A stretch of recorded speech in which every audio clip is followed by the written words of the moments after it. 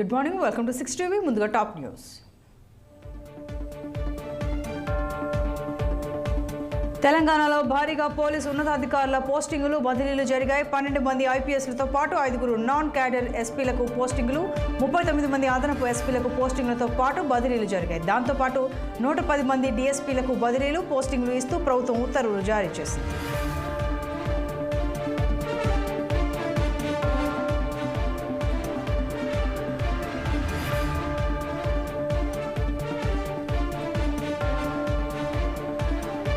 ఇక BJP MP Bandi Sanjay చేపట్టిన ప్రజాహిత యాత్ర దిగ్విజయంగా కొనసాగుతోంది. యాత్రలో భాగంగా వేములవాడలో బండి సంజయ్ ఆటో నడిపి డ్రైవర్ల సమస్యలను అడిగి తెలుసుకున్నారు. డ్రైవర్లు ఆందోళన చెందకూడదని, బీజేపీ పార్టీ తమకు అండగా ఉంటుందని, ప్రభుత్వం వారి సమస్యలు పరిష్కరించే వరకు పోరాడతామని హామీ ఇచ్చారు.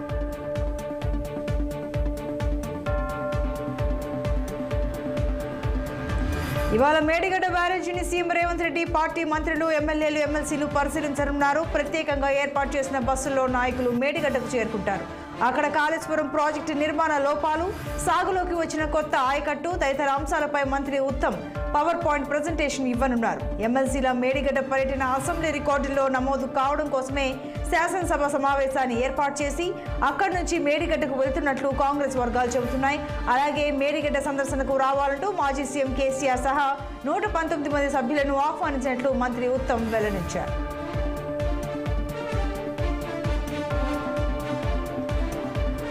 తెలంగాణ అసెంబ్లీలో జల జగడం తారాస్థాయికి చేరింది. కృష్ణా జలాలపై పాలక ప్రతిపక్షాల మధ్య మాటల యుద్ధం కొనసాగింది. కేంద్రానికి ప్రాజెక్టుల అప్పగింతకు మీరంటే మీరే కారణమంటూ ఇరు వర్గాలు పరస్పర విమర్శలు చేసుకున్నాయి.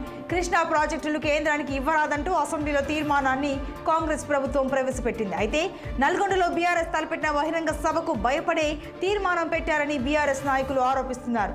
ఎన్నికల తర్వాత కేసీఆర్ మాట్లాడబోయే తొలి వేదిక ఇదే కావడంతో ఆయన ప్రసంగంపై తీవ్ర ఉత్కంఠ నెలకొంది.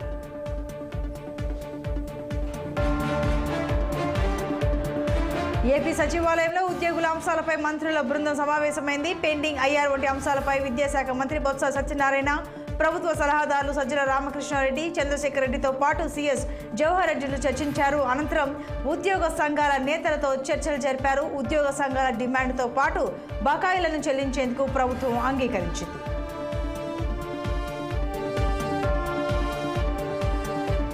రంగారెడ్డి జిల్లా రాచకొండ పోలీస్ స్టేషన్ పరిధిలో చైన్ స్నాచర్స్ రెచ్చిపోతున్నారు. రోడ్డు మీద నడుచుకుంటూ వెళ్తున్న ఓ మహిళ మెడలోంచి గొలుసు లాక్కుని ఓ వ్యక్తి పారిపోయాడు. బాధితుల ఫిర్యాదు మేరకు కేసు నమోదు చేసుకున్న పోలీసులు దర్యాప్తు చేపట్టారు.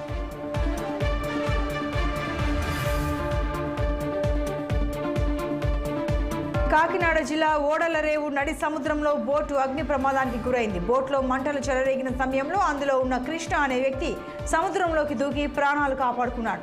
బోట్లోని ఇంజన్ పేలడంతో ఒక్కసారిగా పెద్ద ఎత్తున మంటలు చెలరేగాయి. ఈ ప్రమాదంలో ఎలాంటి ప్రాణ నష్టం జరగలేదు. 25 లక్షల ఆస్తి నష్టం వాటిల్లిందని బాధితులు వాపోతున్నారు.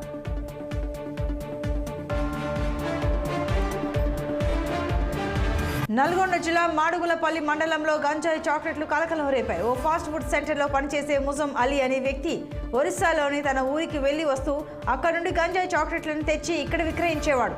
పక్కా సమాచారంతో పోలీసులు అతన్ని పట్టుకున్నారు. నిందితుడి నుండి 25 గ్రాముల గంజాయి పొడిని, 675 గ్రాముల గంజాయి చాక్లెట్లను స్వాధీనం చేసుకున్నారు. వ్యవసాయ రంగానికి మేలు చేసే నైరుతి రుతుపవనాలు అనుకూలంగా ఉన్నాయని వాతావరణ నిపుణులు అంచనా వేస్తున్నారు. వచ్చే జూన్ నుంచి సెప్టెంబర్ వరకు గత ఏడాదితో పోలిస్తే ఈ సంవత్సరం మెరుగైన వర్షాలు కురిసే అవకాశం ఉందని విశ్లేషకులు వెల్లడించారు. పసిఫిక్ మహాసముద్రంలో గత ఏడాది నుంచి కొనసాగుతూ ప్రస్తుతం బలంగా ఉన్న ఎల్సినో జూన్ నాటికి బలహీనపడి ఆగస్టులో లానీనా ఏర్పడుతుందని నిపుణులు పేర్కొన్నారు. ఈ మేరకు దేశీయ, అంతర్జాతీయ పలు వాతావరణ సంస్థల ప్రణాళికను పరిగణలోకి తీసుకుని వర్షాలు కురుస్తాయని వాతావరణ శాఖ తెలిపింది.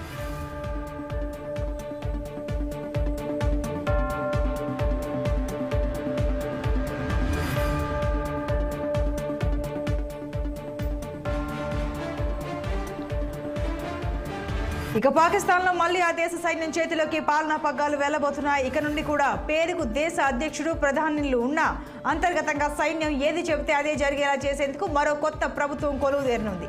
ఈ మేరకు పాక్ సైన్యం అన్ని ఏర్పాట్లు చేసినట్లు కనిపిస్తోంది. సైన్యం ఆశీస్సులున్న నవాజ్ షరీఫ్ పాకిస్తాన్ పగ్గాలు చేపట్టేందుకు దాదాపు రంగం సిద్ధమైంది. గత ఆదివారం షరీఫ్ నేతృత్వంలోని పాకిస్తాన్ ముస్లిం లీగ్ నవాజ్ బిలావల్ భుట్టో జర్దారీ నాయకత్వంలోని పాకిస్తాన్ పీపుల్స్ పార్టీలు సంకీర్ణ ప్రభుత్వం ఏర్పాటు చేసేందుకు సూత్రప్రాయంగా అంగీకరించాయి.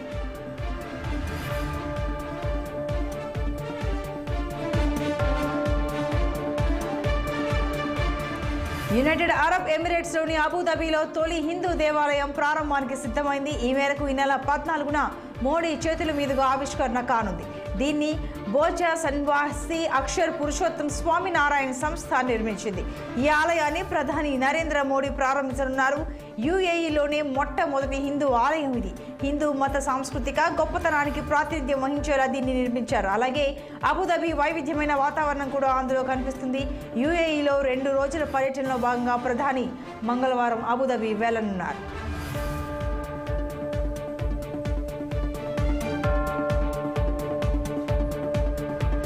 హమాస్ మిలిటెంట్లే టార్గెట్గా ఇజ్రాయెల్ చేస్తున్న దాడుల్లో కీలక పరిణామం చోటు చేసుకుంది. యుద్ధ రంగంలో మొదటిసారి హమాస్ చెరలో ఉన్న 2 బందీలను ఇజ్రాయెల్ సైన్యం రక్షించింది. దక్షిణ గాజాలోని రఫాలో వారిని కాపాడింది.